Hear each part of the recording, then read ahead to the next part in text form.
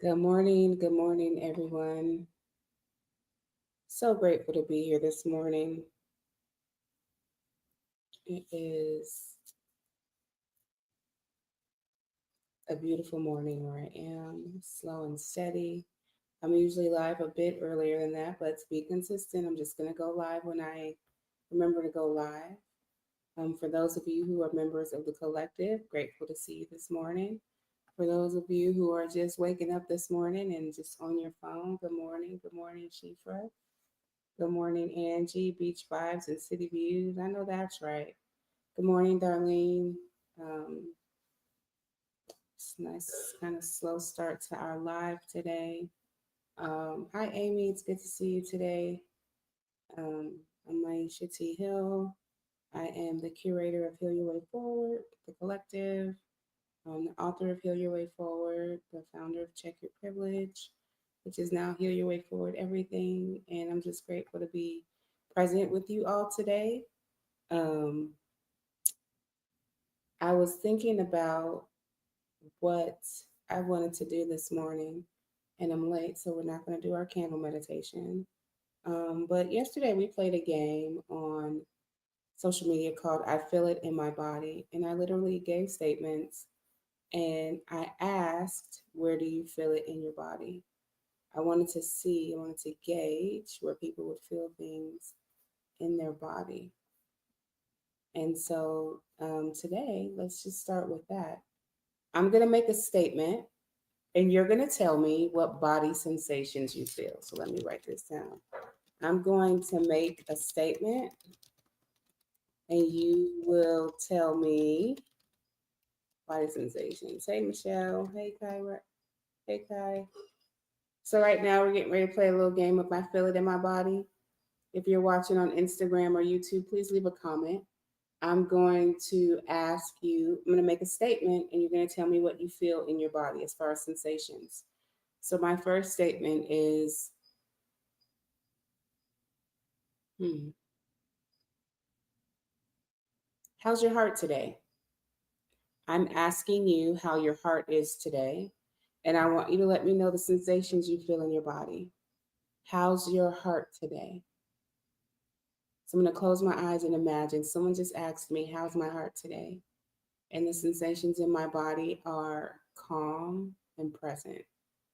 It's like a like fluid. I feel very fluid in my body. So like just like a flow and presence of a stream. That's what I feel in my body. Hey Danny. Hey Janine. Again, the game is I feel it in my body, and I'm literally making statements so that you all can tell me what you feel in your body. And I'm doing this with intention. I feel it in my body. So again, the statement is, how's your heart today? When I quiet myself down and think about what I feel in my body, hearing, how's your heart today? I really do feel like a gentle presence and flow in my body. That is a sensation. Again, the statement being, how's your heart today? Shifra says, my heart feels joy, my body feels buzzing, a little chaos that needs grounding. Absolutely. Hey, Corey, you feel a bit calm. Thank you for responding. That's the importance of like, hey, Moth, I'm good to see you this morning. Hey, collective member, we're doing, I feel it in my body. It feels rested. Okay, good. So we're going to do it again. I'm going to give another statement, and I want you all to tell me what you feel in your body. Janine says rested. This is called I Feel It in My Body. In a perfect world, I'd have live captions and we'd be doing what we do. Oh, my heart is beating and I feel grief in my tummy, a bit jittery. So, this is the example that we could be having the same statement, but have a different reaction. You can hear the same thing and have a different reaction to it. My throat is tight. You can hear the same thing and have a different reaction. So the statement I made was, how's your heart today? And I asked you to tell me what you felt in your body. Some people felt calm Some people have a beating heart and grief in their tummy. Some people are jittery. Some people's throats are tight, right? Some people feel rested. So there are one statement and multiple perspectives. And that's what happens in the world. One statement hits people differently. And if I could share anything with you, it's understanding that it's okay for a statement to be made and everybody has a different sensation to it. Just coming back, reminding us that we're all whole and human. Words have power, words give sensations. And by me simply asking all of you what's on your heart and getting different comments, that's telling me that not the words. I don't, not when I'm saying what's in your heart. Don't tell me what's on your heart. Give me a body sensation because your body holds the energy and your body is a source, is a vessel. So depending on what you felt, you could also take your hands and you can touch your heart. You can touch your throat. If don't choke yourself, like you can touch the sides of your neck, right? If you felt rested, just stay in a rested position because the invitation now is to talk to that part of your body. Okay, so if it was your throat, like, man, what is this telling me? What is this teaching me? If it's connected to your heart, it's like, wow, what is the invitation here? Everything with your body is an invitation. If you're calm, notice that sense of calm in your life. If you have that grief in your belly, there's an invitation to just hold on to your belly and ask your grief, what's happening? What are we grieving?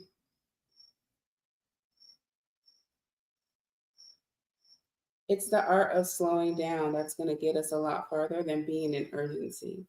This week on Substack, I talked about this week. My articles for the next few weeks are going to be on the addiction to whiteness because, and that's simply process and behavior addictions that are because of our grooming and socialization into the system of oppression. So words have powers, words are spells. I'll never want to tell you, oh, you're an addict. Like, yeah, it's funny to say, oh, we're all addicted to something, which is true. But as someone who is looking to fulfill my peer recovery hours around addiction and addictive behaviors, I think it's I think it's very telling the times that we're living in as someone who taught on addiction to whiteness. I think it's very telling when people thought they saw but really didn't see until now. And I like to tell people that you didn't see because that's how addiction works. You don't see it. You have to want to get really sober in your life to be in this and not of it. And it starts with you and your behaviors and the ways in which these behaviors show up for yourself and others. Just talking about the addiction to whiteness. Thanks for being here, Angela. I'm live in the collective. I'm live on social media, talking about the addiction to whiteness. Um, we all have it. I have it. I was socialized and groomed in America. To groomed is the word that I use, and I'm writing about this to talk about being groomed. And a lot of people tell me, "Ooh, that's yikes. That's harsh." Is being groomed harsh? Absolutely, but it's all connected. All of it is connected. I love Jay. I love this. You think addiction to whiteness shows up as a heavy blanket? Yeah, it's heavy, but you can pull back the layers. You just have to pull them back one at a time. Like when I say, like for me, I think because I've been on a sobriety journey, I know that it's a part of me, but it's not full of who I am. So I don't have the heaviness of me is not there because I know what I'm working towards, and I give myself grace and space, and to know that yes, this is here and right. So that's why when we talk about the addiction to whiteness, we talk about active and passive collusion. If you're actively colluding, okay, we got some things to talk about. But sometimes our collusion with this system is very passive, and we don't know. We don't know that we're colluding. We have no idea. But once you see it, you can't unsee it. Yeah, this is another older bracelet. Thanks, Shifra. Once you see it, you can't unsee it. And so the invitation when we talk about breaking that addiction to whiteness, that invitation is to slow down and self connect and look at all the ways that your process behaviors are rooted in your early childhood experience and your young adult years, depending on how old you are. You know, it's funny, my friends used to say, girl, once you get to 40, you're going to stop caring so much and life is going to be a lot different. And I would be like, what? And now that I'm in my 40s, I'm like, oh my God, I see what my friends are talking about. You just start wanting to be free and live free and challenge the status quo. I've been saying this all week on my lives. It's like, how can I be in it and not of it? For me, it first starts with reclaiming my attention as an act of remembrance. Reclaiming my attention as an act of remembrance, because right now we are all historians. But if we're so busy scrolling, we're not taking the data points to talk about our lived experience of these times.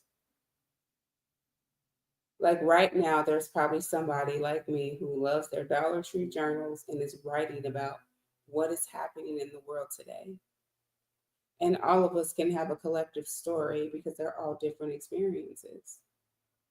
It's not his story that makes the world go round. They've brainwashed us to think that, but it's our stories.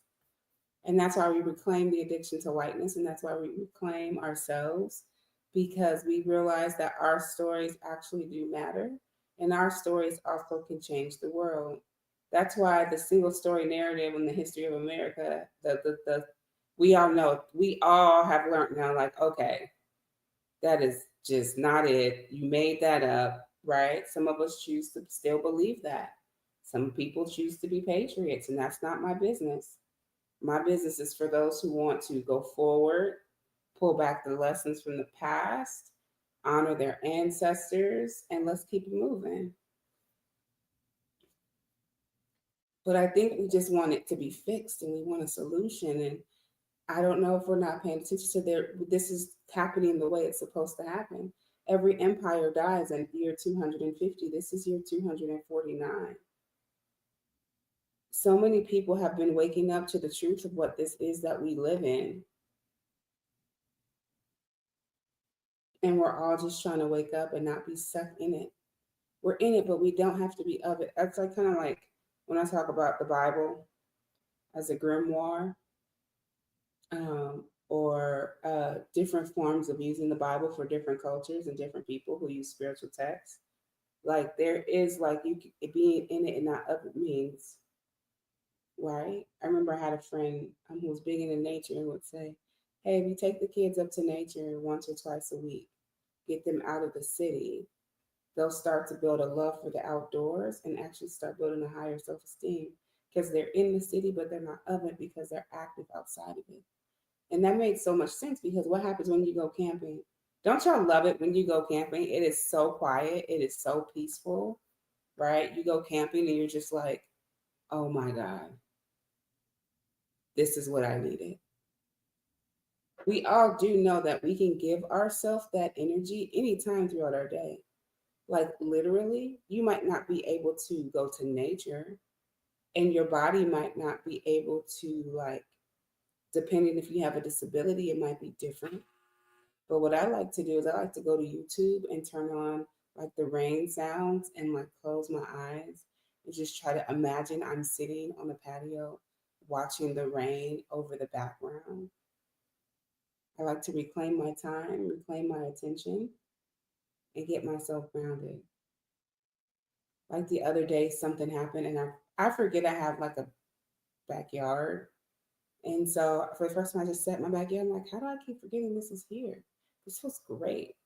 Or when the sun comes to the front of the house, I like to go sit on the porch and just let the sun rays just shine on me because I'm in it and not of it.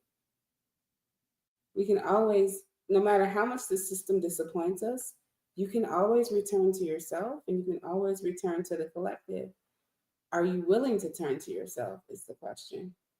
Are you willing to turn to collective community instead of turning on yourself and turning on community?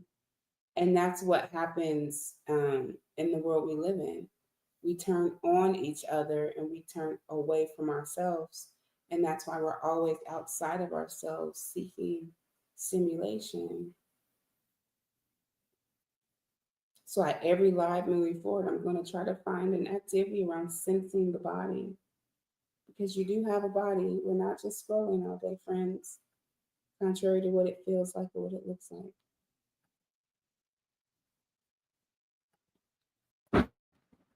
So I hope today that you find time and place and spaces where you can feel nourished and loved. I hope you give yourself the love that you might be out here looking for. I hope today's activity was a good reminder that one statement can have multiple belief systems, multiple perspectives, multiple feelings to remind us we are individual and collective, not just collective. When we focus so much on collective, I actually am starting to see it's codependent. You want to be interdependent and collective. That means that you have space for yourself and you know where someone else ends and begins. You're not a meshing, right? You're not just like becoming that each other. You are giving space for what you love, what you love, what you don't love, what you don't love, and not always having to see eye to eye. You know, one of the things I was thinking when I was in the water this morning was this idea that we always have to agree. Are we not connecting agreeability with binary and how we were basically brainwashed in this system to do that? We all have to think the same thing to get to the same goal. Is that true?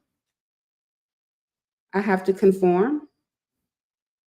Talking about the Bible again, it says, "Be ye not conformed, but be steadfast by the renewing of your mind." So it's so interesting to me how the system works, how words in the system works, how the words in this reality in the system works, how we use the words as weapon, how we're not slowed down enough to see that this is binary, that it's the individual and the collective, and we can have collective, but it cannot be rooted in codependence because then you got manipulation. Sometimes we codepend people to manipulate them to do what we want to do or serve a purpose in our life. But codependency is a different conversation. Absolutely. It's all about self love. You have to understand how we all feel different in the same moment, and that's okay. That was the point of this morning's exercise, and we'll do it again tonight. I'm all just gonna make a statement and say, what do you feel in your body? Because I want the different perspectives. If everyone on here said the same thing, oh my God, I feel so good. Oh my God, I feel so relaxed. Oh my God, I feel so loved. That is a cult like mentality. Everybody should not be thinking and feeling the same thing. And if someone's thinking and feeling the same thing is a threat to your safety, you get to decide what to do with that. I'll never tell anyone you're making the wrong choice or you got to be on this side. You do what you want to do. I'm just here to give invitations and reminders. Y'all do what y'all want to do. I just exist to give invitations and reminders. I never want people to not do what they feel, do what they love. You do what you want to do. And I am just here to give invitations and reminders. Reminders that you, first of all, are a whole human being. Don't forget your humanity. You don't have to jump on the bandwagon and be biased. You can have a different belief system. It's actually not anybody's business what you think. And actually, let me pause right there. It's not your business what other people think, and it's not their business what they think. Sometimes people are asking you questions to bait you into an argument, literally. Sometimes somebody will say, "What do you think?" so that they can turn it around and use it as a weapon against you. You have to start discerning what's everybody's business and what's not everybody's business. What's everybody's business and what's not everybody's business. Because sometimes it's not good for everyone to know what you got going on. But bandwagon bias and groupthink bias, oh, it's easy to just look for people to feel like you feel and do what you want to do. It's easy to say, well, that means collective. That means we're on the same page. But what happens when people within that group start arguing and fighting? That's why we see so many groups split off. We see groups split off because it starts with bandwagon and groupthink bias. And the minute someone comes with a different opinion, it threatens the groupthink. It threatens the bandwagon. So that person is the outcast. That person is put on the other side because they don't believe what the whole group believes. What happens when there's tension in a group? Do you tell the truth and y'all figure it out, or do you dance around it? Same thing. Groupthink is very dangerous. I never want a group where everyone thinks the same. I want a group of healthy disagreement, period. No one should be agreeing with me all the time. No one should. That is so strange. But see, that's the thing that we're not slowed down enough and paying attention to. We're looking for heroes, but we're not looking for ourselves. We're looking for heroes, but we're not looking for ourselves. We're looking for the person on social media who has the life we've dreamed of, who's doing the work we've always wanted to do, who's living out there, and we're just observing their life instead of living ours. Because we're looking for a hero. We're looking for someone to give us permission. And let today be the day that you give yourself permission. Let today be the day that you give yourself permission. Give yourself permission today. Like literally. Give yourself permission to think how you want to think, to feel how you feel, and don't tell nobody about it. And if someone asks you today, oh, what are you thinking about? I'm like, nothing, I'm just noticing my surroundings. Because sometimes the need for connection is not always words. It could also be the touch, the body, movement, etc. So thank you for tuning in today. That's all I got this morning. I will be live later this evening, hopefully around 7 p.m. Pacific Standard Time, maybe later, maybe earlier. For those of you who signed up for Addiction to Whiteness, I'll see you at 2 p.m. For those of you, you can go ahead and sign up. We can start at 2 p.m. The link is in the bio here at Heal Your Way Forward. And yeah, I'm going to go now. I hope y'all have a beautiful rest of your day. And I think Sam has an article coming out on Substack today. And then the article on perfectionism for Substack, all of you who are subscribed on Substack, the article for perfectionism is also there. The DCC links, let me put the DCC link in there. I don't think it's in there. So for those of you not sure, tomorrow at 4 p.m. Pacific Standard Time, it's also direct compassionate communication. So if you want to come practice with us, let us know. And I'll update some links in a little bit. I need to take a break. Peace, everyone. Thank you.